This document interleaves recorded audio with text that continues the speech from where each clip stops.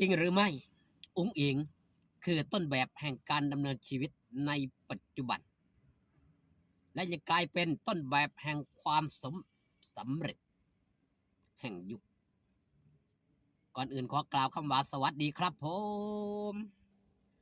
สวัสดีพี่น้องครับป้องปายมิตรหมอแคนแฟนหมอลำยินดีต้อนรับเข้าสู่ช่องไทยซีเกตชาแนลสวัสดีไปยังแฟนคลับ FC สาวหน่อยเพชรบานแพงแฟนคลับ FC หลานหน่อยอุ๋งอิงสู้ขู่สู้คนเด้อครับเด้อมาว่าฮอดจอดถึงเรื่องเล่าของหลานน้อยอุ๋งอิงครับหลังจากที่พี่น้องป้องไปกับเป็นที่หูที่ทราบกันดีว่าวันที่1ที่ผ่านมามือวานนี่ละหลานน้อยอุ๋งอิงถอยรถป้ายแดงคันใหม่นำมาเป็นยานพาหนะสลับสับเปลี่ยนกันกับรถตู้หลายคนมองเห็นแต่ความสำเร็จยินดีกับความสำเร็จของหลานน้อยอุ๋งอิงมากมายบ่ว่าจะเป็นเราศิลปินเองบ่ว่าจะเป็นแฟนคลับ FC หลายๆผู้หลายๆคนต่างเข้าไปแสดงความยินดีกันมากมายส่วนหนึ่งลืมมองย้อนไปครับว่าหลานน้อยอุ๋งอิงจะมีมือนี้ได้ต้องผ่านอุปสรรคอีหยังมาแน่ต้องลำบากจังใดแน่ย้อนกลับไปครับตั้งแต่มือแรกก่อนที่สิมาอยู่สาวหน่อยเพชรบานแพงบ้านก็ยังเป็นหลังน้อยๆก่อนจะมาเป็นหลังน้อยนอนอยู่ในกระต๊อบข้างคอกงัวดังภาพที่เห็นนี่แหละครับขึ้นให้พี่น้องป้องปายได้เบิ่งบอสโจได้เข้าไปนางเบิ่งได้เข้าไปสัมผัสว่าชีวิตหลาดน้อยอุ๋งอิงต้องว่าง่ายๆครับเอิ้นว่าลั่นทดก็ว่าได้นอนข้างคอกงัวพอกับแม่นอนในกระต๊อบน้อยๆธรรมดาแค่นั้นแต่ชีวิตพลิกผันได้หันเข้ามาสู่วงการหมอลำเป็นพ่อบุญนำผ้าวาสนานำทรงนั่นล่ะได้มาพ่อกับพ่อผู้หัวนาวงนั่นคือบอสโจยมมณิตในระยะเวลาบ่ท่านถึง3 ปี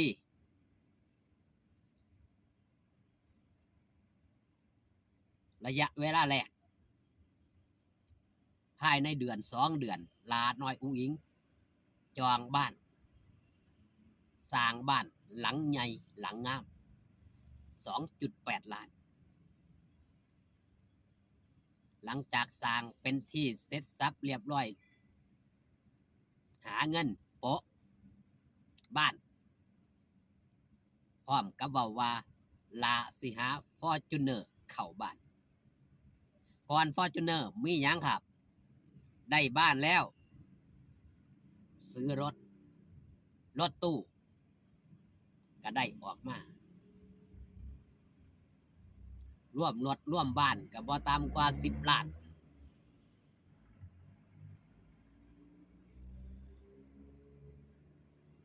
มาณปัจจุบันมือว่านสดฮอดได้ออกรถใหม่ป้ายแดงนั่นคือ Fortuner สมใจเฮ็ดให้เห็นว่าหลาดน้อยอุ๋งอิงต้องต่อสู้ต้องดิ้นรนจากเด็กน้อยร้องเพลงตามตลาดนัดหาเงิน10เงิน100ก้าวย่างสู่การเป็นซุปเปอร์สตาร์หมอลำเงินหมื่นเงินล้านเป็นที่เสร็จสับเรียบร้อยในระยะเวลาบ่ท่านถึง3 ปีนี่คือต้นแบบของความสำเร็จแห่งยุคและก็ยังเป็นต้นแบบของการดำเนินชีวิตว่าเฮ็ดจังไดจังได้ประสบผลสำเร็จมีบ้านมีรถเป็นของเจ้าของ ณปัจจุบันเฮ็ดให้เด็กน้อยเยาวชนหลายๆผู้หลายๆคนศิลปินอยากจะมาเป็นศิลปินอยากจะมาเป็นนักร้องได้เห็นเป็นตัวอย่างข่าวของหลาดน้อยอุ๋งอิงตีแผ่กระจายไปทุกแพลตฟอร์ม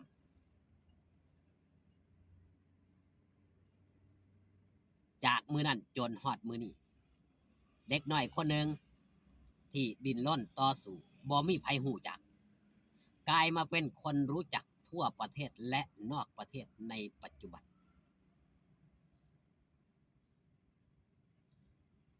ซึ่งประสบปัญหาหลายสิ่งหลายอย่าง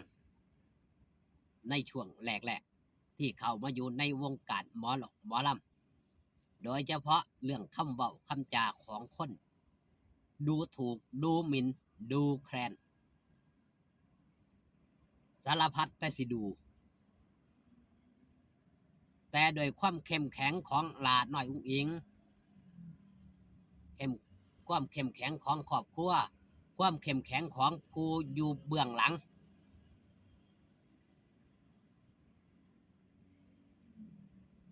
ซอยกันเบิงซอยกันแย่งทั้งนี้ทั้งนั้นครับทุกคนจะมีความเข้มแข็งเท่าไรก็ตามถ้าใจหลาน้อยอุ๋งอิงบ่เข้มแข็งบ่ต่อสู้มันก็ยากที่สิมาฮอดมือนี้ต้องขอบคุณที่ใจหลาน้อยอุ๋งอิงสู้อดทนเก็บเอาคำดูถูกดูแคลนมาเป็นแรงบันดาลใจเฮ็ดให้หลาน้อยอุ๋งอิงประสบผลสำเร็จณปัจจุบันนี่คือตัวอย่างครับตัวอย่างที่ดีมีค่ากว่าคำสั่งสอนหลาน้อยอุ๋งอิงบ่เคยไปบอกไปสอนไผให้เฮ็ดนำแต่หลาน้อยอุ๋งอิงเฮ็ดให้เบิง